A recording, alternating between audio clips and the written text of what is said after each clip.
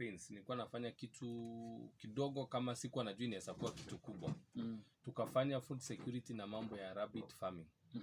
Na tukaandika proposal kwa GIZ na waliweza kutufadhili 400,000 ambayo tumeweza kuwekeza kwa mashule 3 schools, that is Kinoru Primary, Kitoro Primary and Meru Primary. Na hiyo tumeweza kuwafanyia tunaita arches ya kulisha sungura. And the entire idea wakili ni kuleta another version ya mafikira kwa watu wetu, especially the young generations. They know that we can do rabbit farming, na hii rabbit farming iweze kuenda ikuwe ni kitega uchumi. Because one thing, there are communities that are doing rabbit farming I know of, and they are doing it like a commercial business. Lakini ukiona sisi hapa rabbit, wengine wanachukua ni pets, wengine wanachukua ni kasi ya watoto. So I wanted to bring this to the attention of our community, that we can do this rabbit farming na ilete pesa. Na katika hii kusunguka ambao tumekuwa tukisunguka tukifanya mambo ya rabbit farming, tumecollaborate na watu ambao wako China, ambao sasa tunajaribu kuona ni aje tunaweza weka value addition kwa ngozi ya rabbit. Because ngozi ya rabbit inatengeneza viatu nzuri sana. Na hao watu wanataka kukuja tuone ni aje tutafanya hii rabbit farming. Apart from now meat, we add another value ya ngozi yake. So you can see the value chain. We can make a lot of profits. Maybe Mheshimiwa Sambo will ask, kufikia sasa, is the community marrying the idea, and perhaps what are some of the benefits? Positively sana. Nimeona watu wengi after kupatiana rabbit kwa mashule, tumeanzisha kwa familia. In little families, friends. I've seen so many friends ambao wamechukua rabbit, nipatie 3, nipatie 4, hawajui ipatiani ondea ni rabbit, because the breed is quite expensive. Because in a rate between 2,000 and 3,000.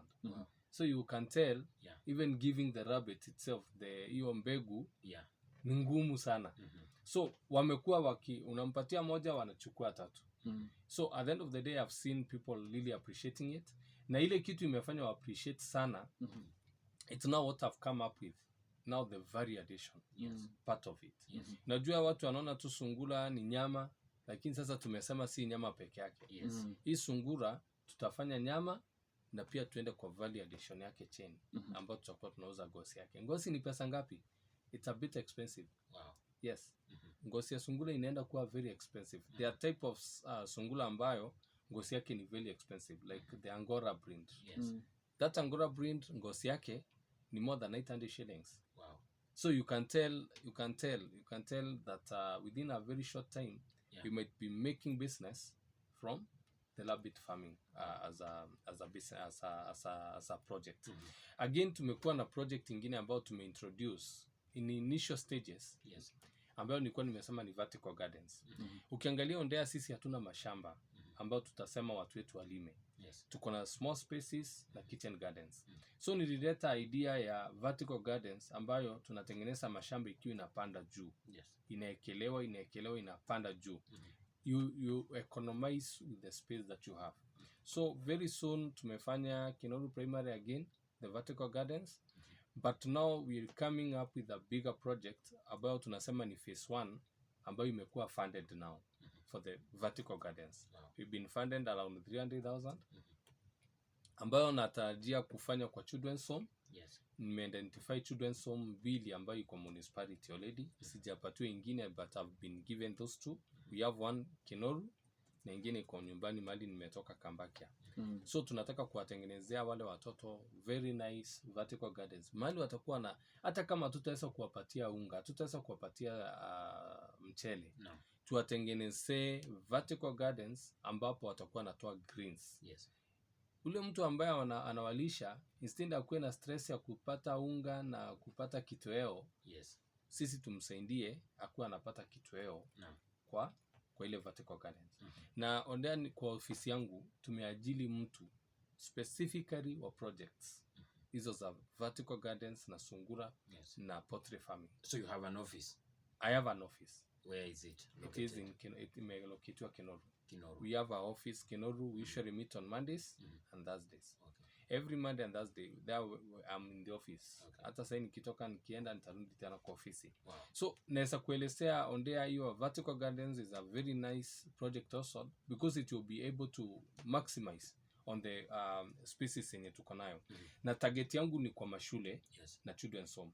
Another project yenye tuko nayo kwa mashule tunataka kuanzisha project ya feeding program. Lakini project nataka kuanzisha in a way that itakuwa sustainable kwa mashule yenyewe. Kama shule iko na shamba Ondea, instead ya kwenda kuwanunulia maragwe kwa soko, mimi niende niwatengenezee shamba lao, niwalimie. I make sure that we tulime ile shamba, tuwapandie mahindi na maragwe. Sijui kama umenipata. We plant them the beans and the maize. Wale wasasi ambao hawezi kujimundu na wana pesa ya kulipia watoto school fees, kama ni wasasi 3, 4, 5, tunawachagua wanakuwa ndio wana maintain hizo mashamba. Na mimi in return nalipa school fees ya watoto wao. You see, it is a way now to make sure that even the parents are responsible. Instead ya kuomba wacha waende walime shule mashamba, shule ipate chakula, mimi wacha nilipia watoto shule. Kama ni watoto 5, I make sure that nimechukua wazazi wao 5 wanalima hiyo mashamba. I think we have a school with there are schools that have a space that can do that. And I think it is something that is sustainable because itaonyesha shule pia instead ya kukaa wakisema hawana chakula, wakilima wenyewe kama shule wataweza kupata chakula ya kuanzishia feeding program yao. It will be a little bit sustainable. It might not take the whole term on there, but instill some thoughts to our community. And not just in municipality. Hii si maneno ya municipality peke yake. Kuna mashule kwa wandi zingine ambao kuna mashamba makubwa. Kwa nini wasilime chakula yao ya kufanya feeding program yao wenyewe? You see, I'm trying to make it I'm trying to think on behalf of even... My friend will say you are trying to unlock our brains. Yeah, we are unlocking their brains. Yes. Wafikirie, wale wako na mashamba. Mimi municipality sina mashamba. Lakini nyinyi mko na mashamba. Kwa nini tuko na shinda ya chakula kwa shule zenu?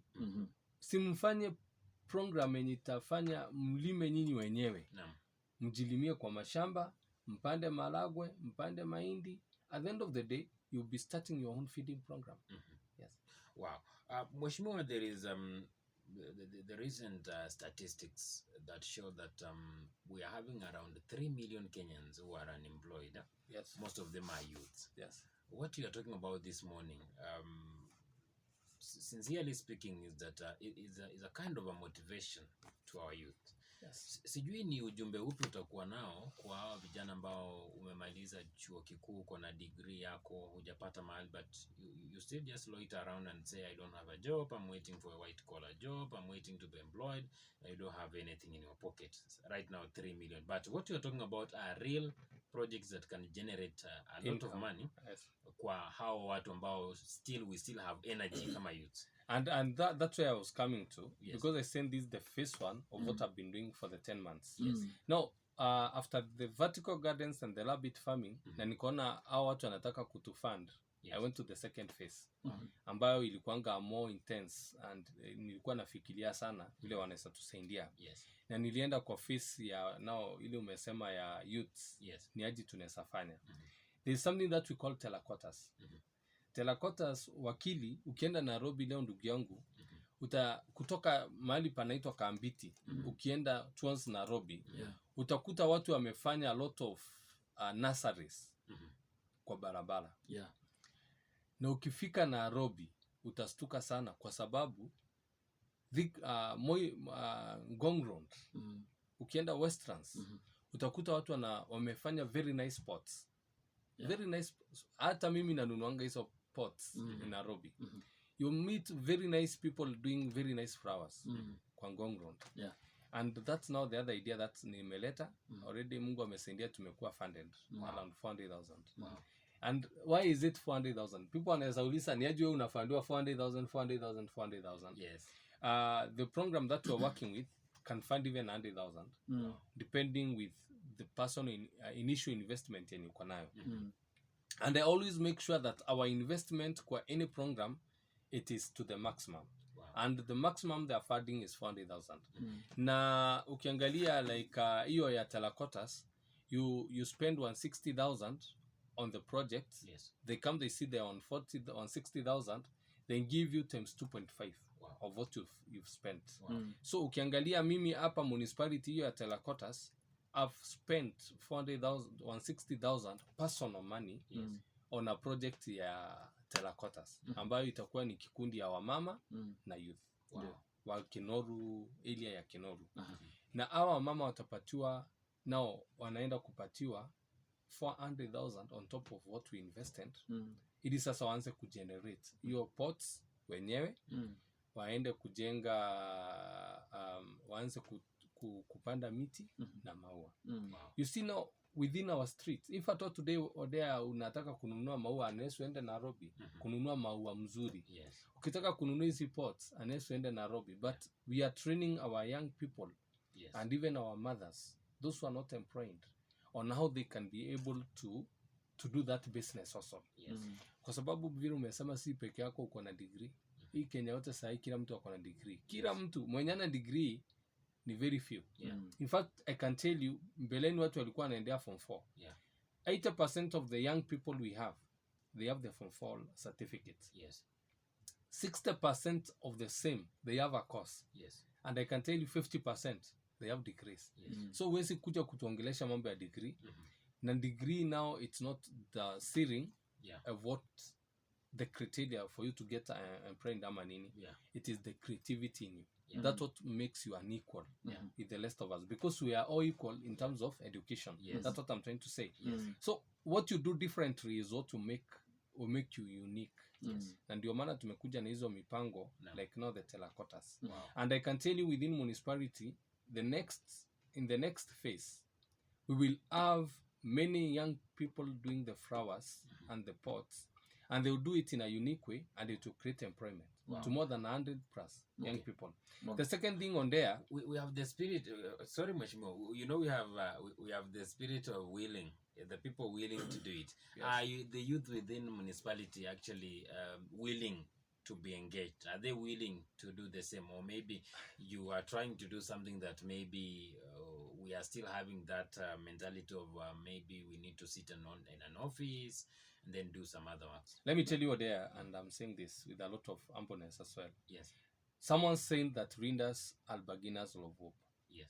The moment you've been given the opportunity to be a leader, yes, you're not just a leader, you're a beginner of hope. It doesn't matter the kind of hope. And you're not beginning hope to someone who has hope, you're beginning hope to someone who doesn't have hope. You're getting it? Wow. So it doesn't matter if at all someone is willing to buy the hope. As long as you are the leader, yes, you can't all be equals. Akwe ana hope na wewe mwenyewe una hope. You have to be now the leader to begin that hope. Wow. Kama kwa na hope, una make sure she doesn't operate na hope yake. Anaanza cooperate na hope yako. Wow. And that's exactly what I'm doing. Wow. There are some who are willing to marry what we're saying. There are others who are undermanned. But to make sure they understand it. Yes.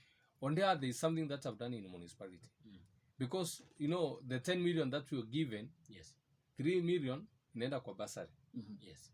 6 million inaenda kwa barabara. Unabaki na nini? 1 million. 1 million hujatengeneza hospitali. So I can tell you the 10 million that people say that we've been given, there is nothing. It's not money. What I've done at a personal level is what I'm saying, collaborations. Seeking other people who are ready to work with us, to walk the journey with us. And there are so many. My dear, there are many. The other day, I nakuanga na siku 2 kwa wiki, ambayo naenda kwa maofisi. Na maofisi ambao wananisikia na sijafika kwa ofisi yenu nakuja. Every week, I have to visit an office. To seek, to know what are you doing for our people. Wewe Mungu amekubariki uko hapa. Yes. If at all I may mention, and it's on the light side, I visited Silver Sprint. It is a big organization in Meru.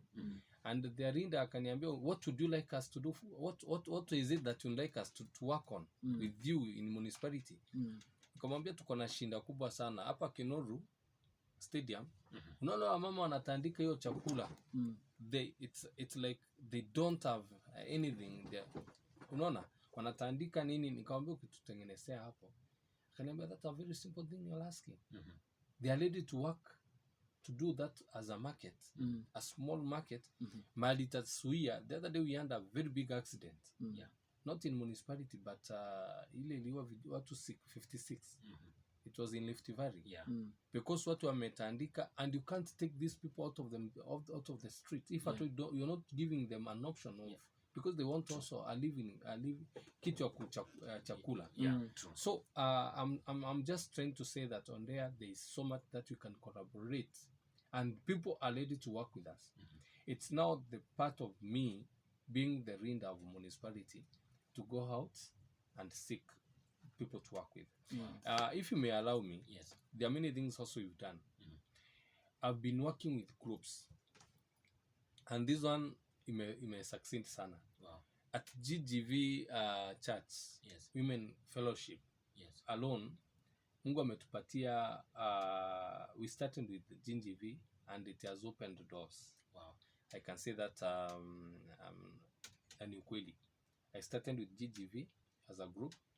We did a proposal for poultry farming, and I can tell you they will get their grant has been approved.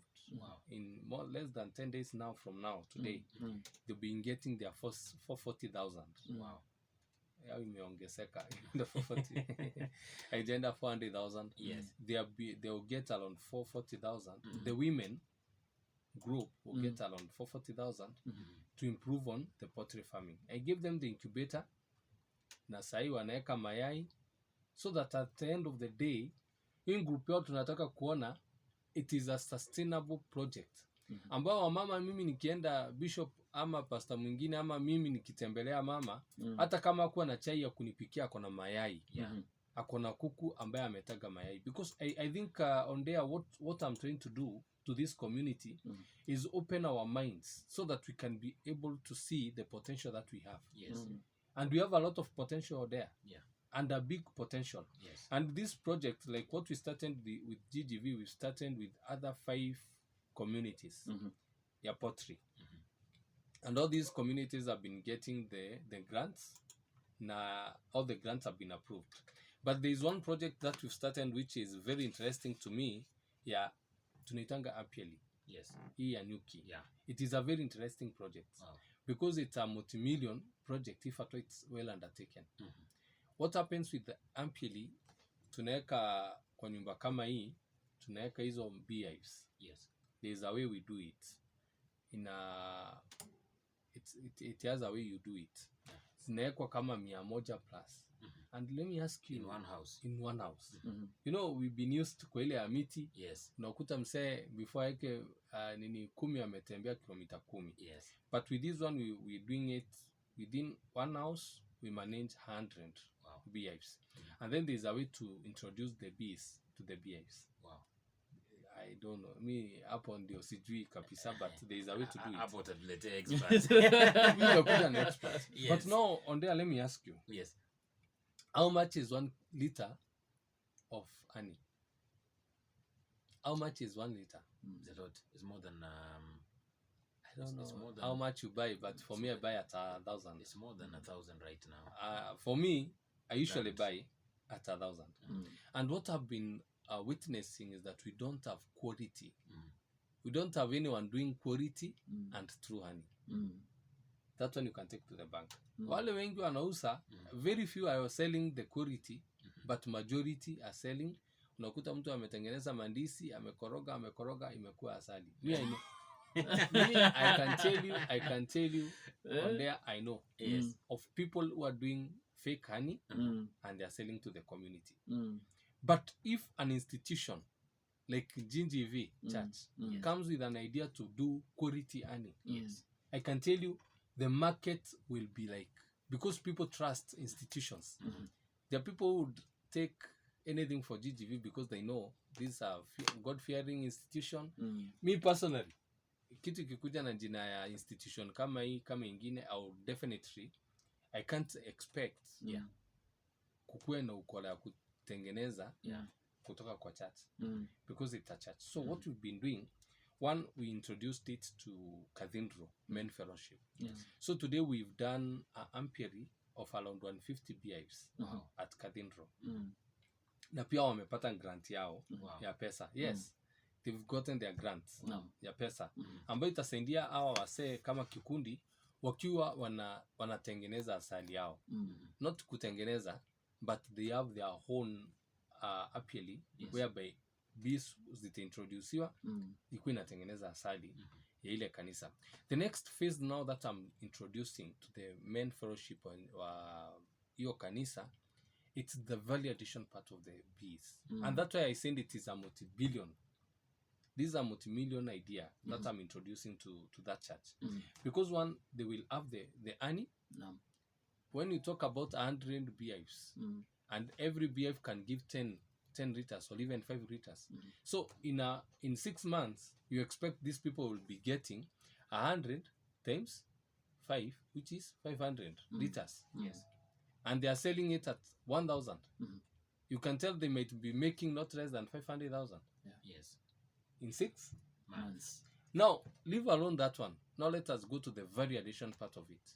We've introduced the value addition, and we've been introduced by one organization that I have to mention, wanajiita Mca. One thing about Mca, these people have been around and we've never known about them. They work with the small enterprises. Wale watu wa chini kabisa, wanawa introduce and then they give you the funding. Also now the Mca, I'm introducing them so that they give these other people now the funding to do the value addition. So even the value addition, they will be funded.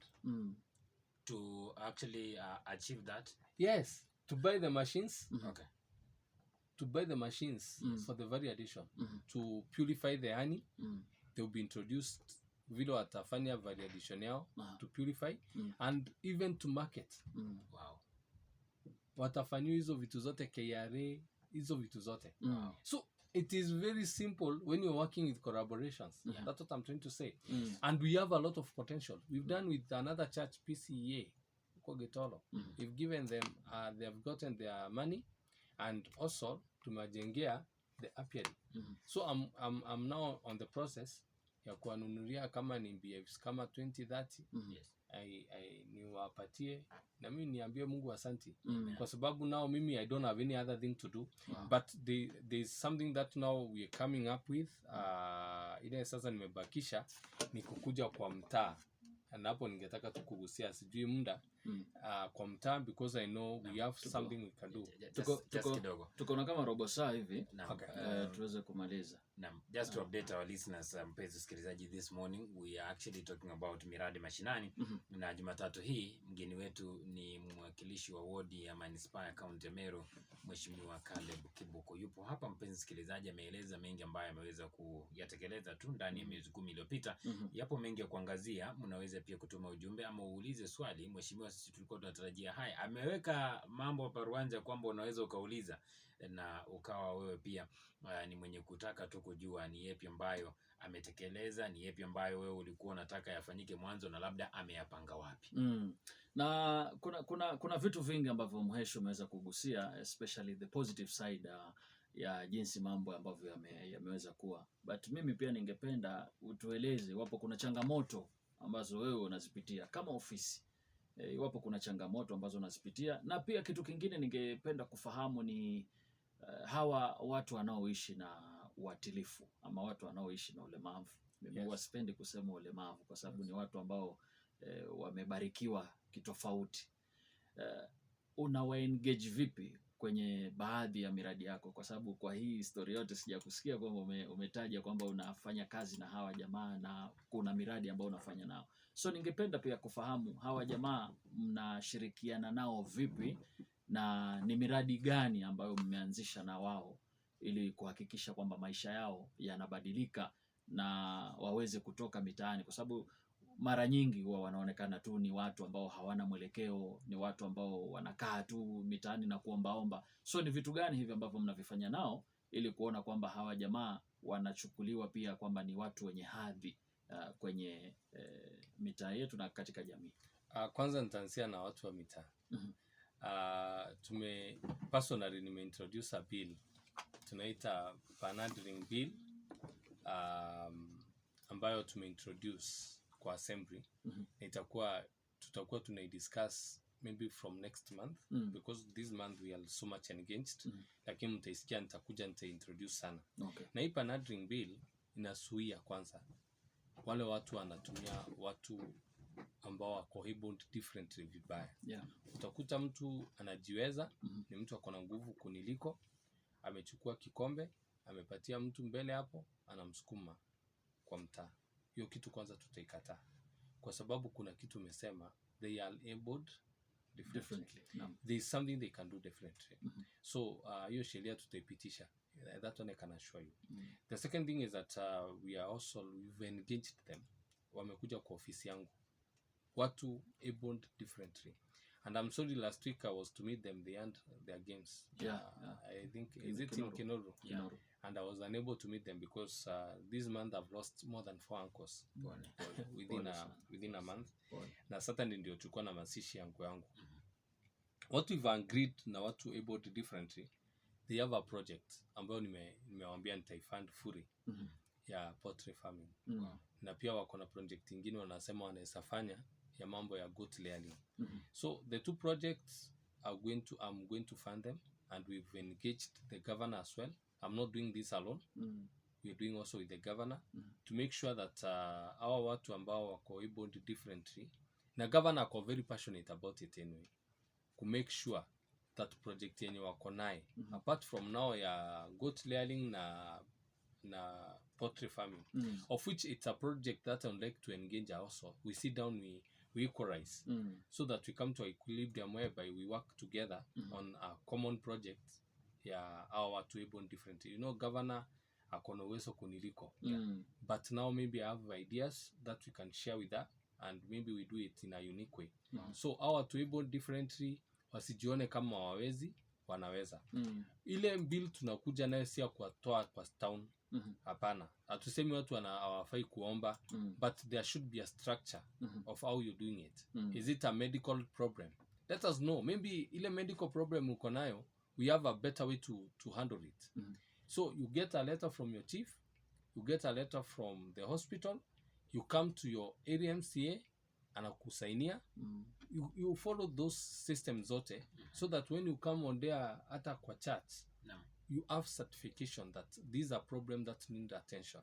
Lakini unajua kuna watu wanatumia hata watoto wa shule wamekosa shule kwa sababu we are creating another problem because of a problem maybe that can be solved in a very simple way. So the people able differently, tunakuja kwao, tutawasaidia, but we also have to regulate some things.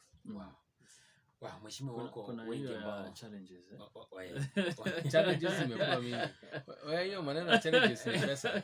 Unajua hiyo hakuna challenge nyingine kuliko hiyo. The biggest challenge that we've had is the resources. And I can tell you that challenge will always be. So even if I share it here or not, the challenge ya pesa iko. Challenge nyingine ambayo tumekuwa nayo ni our systems. I can say our systems have been a little bit legend. Unajua system ambayo iko too legend, you have to follow watu wanasemanga mutaratara in Meru, where I come from. You have to be very formal, and some things don't need a lot of those formalities. Yes. So when you talk about our system, what do you mean? You mean the system of getting funding from the county government or maybe other organizations? Both the county government, national government, I think those systems are too legend. Okay. Yeah. Wow. There's one saying that it is my prayer for Mheshimiwa Caleb that you get good time to lead this country. You cannot be contained in a ward. May God give you more grace to serve the community. You are a great leader. Winnie Kinywa Prosperity ndiye ametuma ujumbe huu kwa sasa. Amen. Mheshimiwa, we have run out of time, but I will not forget to ask this question because the people of Kinoro and the people of especially Kambakia, where you come from, and the municipality will be bitter when I don't say this. How do you engage the community when there is any problem arising from the community? Are you able to engage them, and do you get reports about maybe what's happening around your area? Yeah, there are so many problems that we've had within the community. Yes. If at all it's burial, it's a problem. If at all it's children not going to school, Yes. it's another problem. And we've engaged it as it comes. Kuna wale watoto tumesomesha wengi. Personally, I'm sponsoring a number of children. Wow. In fact, from my community. Yes. Kaga girls, I'm sponsoring a girl. Chuka boys, I know. Day schools, I can tell you more than 10 or 20 I'm educating. And it's a problem. So when there are these issues, they always come. And it's not just in Kambaki and Kenuru. Yes. It is a problem within municipality. Mjini, Majengo, even Majengo, you can be surprised. There is a girl in Majengo at Kaga Girls. She came, she was crying. I couldn't just look away and run away. She has a need, that need to be addressed. So I can tell you, with the resources that we have, the many resources and the small resources that God has blessed us with, we are trying to tackle issues. There are so many other issues. Maybe like last week we had a very serious issue within my community, ambapo kijana alikufa. Na haikueleweka amejiua ama amewawa. Najua mambo ingine na wesi ingilia ya kifamilia. So we supported them for the burial, but also we on the same note, the community itself, not even a single person, every person was like, let us have also a postmortem to tell it what happened. Is it mischief out of this death? Is there anything beyond what you can see? But I can tell you, the burial was supposed to be on Friday, but because of the postmortem, it was scheduled